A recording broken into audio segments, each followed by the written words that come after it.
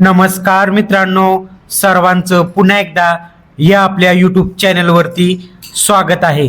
मित्रांनो, आजचा व्हिडिओ सर्वांसाठीच खूप महत्त्वाचा होणार आहे, कारण मित्रांनो आजच्या व्हिडिओमध्ये समजा अशा प्रकारे गोल पाण्याची टाकी असेल तर या गोल पाण्याच्या टाकीमध्ये किती लिटर पाणी साठलेला आहे किंवा किती लिटर पाणी साठणार आहे, माप कसे काढायचे असते त्याबद्दलची माहिती तुम्हाला या व्हिडिओच्या माध्यमातून सांगितली जाणार आहे।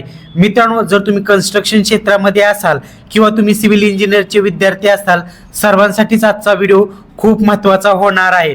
मित्रांनो, तुमच्या समोर एक पाण्याची टाकी दिसत असेल, ही पाण्याची टाकी गोल पाण्याची टाकी आहे। या पाण्याच्या टाकीच्या केंद्रबिंदूपासून कोपऱ्यापर्यंत टोटल 6 फूट अंतर आहे। या अंतराला तुम्ही आर ची किंमत म्हणू शकता किंवा त्रिज्येची किंमत म्हणू शकता। आणि या टाकीची टोटल उंची या कोपऱ्यापासून त्या टोटल या कोपऱ्यापर्यंत 15 फूट उंची आहे। तर या टाकीमध्ये किती लिटर पाणी साठणार आहे किंवा किती लिटर पाणी साठलेलं आहे, माप कसे काढायचे माहिती तुम्हाला या व्हिडिओमध्ये मिळणार आहे। पण मित्रांनो, तुम्ही जर या आपल्या चॅनलवरती नवीन असाल तर सर्वात आधी आपल्या या चॅनलला सबस्क्राईब करायला अजिबात विसरू नका। आपल्या या चॅनलवरती कन्स्ट्रक्शन विषयी सर्व माहिती मिळत असते। मित्रांनो, या टाकीचा आपल्याला लिटरमध्ये माप काढण्यासाठी एक सूत्र वापरावे लागणार आहे। सूत्र आहे पाय आर वर्ग गुणिले एच।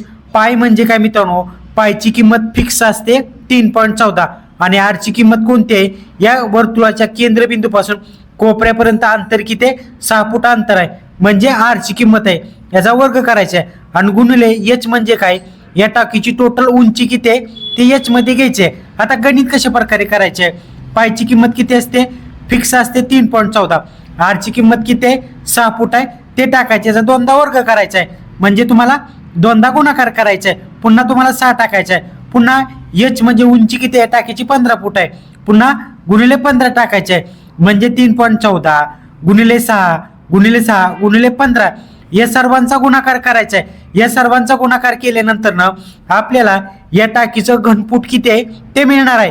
सुरुवातीला आपल्याला घनफूट काढावे लागणार आहे। यांचा जर गुणाकार केला तर टोटल आपल्याला 1695 घनफूट अंतर येणार आहे, म्हणजे या टाकीचं घनफूट किती आलेलं आहे, 1695 घनफूट आलेलं आहे। आता तुम्हाला एक लक्षात ठेवायचं आहे, एक घनफूट मध्ये 28.31 लिटर पाणी बसत असतं, हे तुम्हाला लक्षात ठेवायचं आहे। या टाकीचं घनफूट किती आलं होतं, टोटल 1695 घनफूट आलं होतं, 1695 टाकायचं आहे, पुन्हा एक घनफूट मध्ये किती लिटर पाणी बसतं 28.31, यांचा गुणाकार करायचा आहे, सिंपल। यांचा जर गुणाकार केला तर उत्तर किती येणार आहे, 47,985। म्हणजे मित्रांनो, या टाकीमध्ये या मापानुसार किती लिटर पाणी बसणार आहे, 47,985 लिटर बसणार आहे पाणी। समजले मित्रांनो? व्हिडिओ जर आवडला तर व्हिडिओला लाईक करायला, आपल्या चॅनलला सबस्क्राईब करायला अजिबात विसरू नका। धन्यवाद।